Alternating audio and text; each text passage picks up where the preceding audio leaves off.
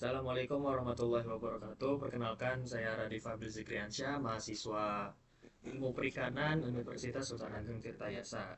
Nah, jadi kali ini saya akan menjelaskan tentang ekosistem lamun.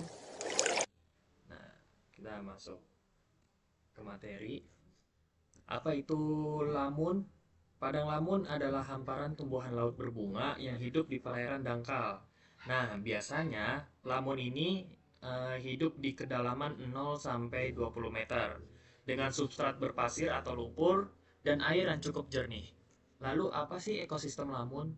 Ekosistem lamun adalah salah satu jenis ekosistem laut dangkal yang sangat penting, tetapi sering kurang dikenal dibandingkan terumbu karang atau hutan mangrove.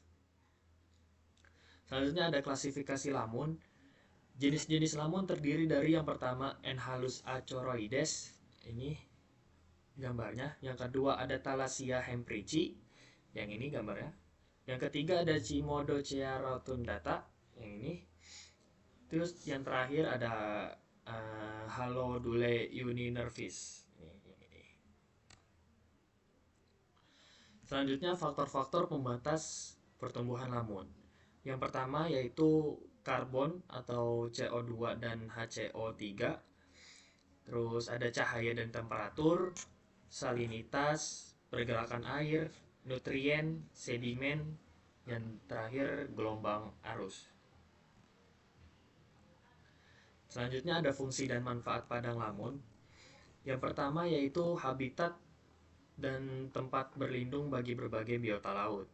Yang kedua, sumber makanan seperti hewan dugong yang memakan tumbuhan lamun. Yang ketiga, ada tempat pemijahan dan pembesaran ikan. Yang keempat, ada mencegah abrasi dan erosi pantai karena akar lamun menahan sedimen. Yang terakhir, menyerap karbon atau karbon sink yang berguna untuk membantu mengurangi dampak perubahan iklim. Selanjutnya, ada ancaman terhadap padang lamun. Nah, ancamannya berupa pencemaran dari limbah, plastik, ataupun limbah domestik. Selanjutnya ada kegiatan reklamasi dan pembangunan pantai. Yang ketiga ada penangkapan ikan destruktif seperti penggunaan jaring dasar. Nah, jadi kayak pukat harimau gitu. Dia jadi merusak padang lamun. Dan terakhir adalah lalu lintas kapal yang merusak lamun dengan jangkar. Selanjutnya, peranan lamun di lingkungan perairan. Yang pertama, sebagai produsen primer. Yang kedua, sebagai pendaur zat hara. Yang ketiga, daun-daun memperlambat dan mengurangi arus dan gelombang.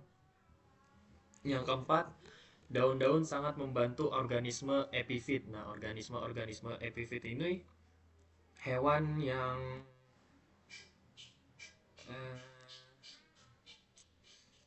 yang menempel gitu, yang menempel pada daun-daun.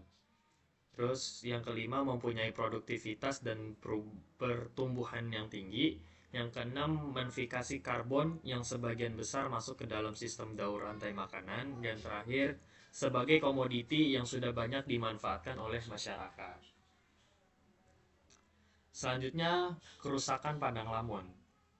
Yang pertama pemarkiran perahu yang tidak terkontrol.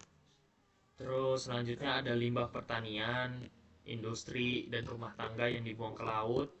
Yang ketiga ada pengurukan lumpur. Yang keempat lalu lintas perahu yang padat dan lain-lain.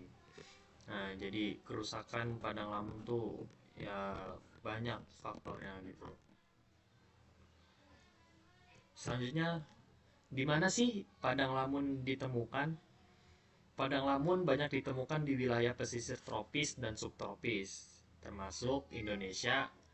Nah, Indonesia ini padang lamun ada di Papua, di Sulawesi, Kepulauan Seribu, Lombok, Bali, serta Nusa Tenggara. Selanjutnya ada negara Australia, Filipina, Thailand, dan negara-negara Pasifik lainnya. Nah, yang terakhir, sebaran jenis dan karakteristik ekologi lamun. Jumlah jenis tumbuhan ini mencapai 58 jenis di seluruh dunia, menurut Kuo dan Mecom 1989, dengan konsentrasi utama didapatkan di wilayah Indo-Pasifik.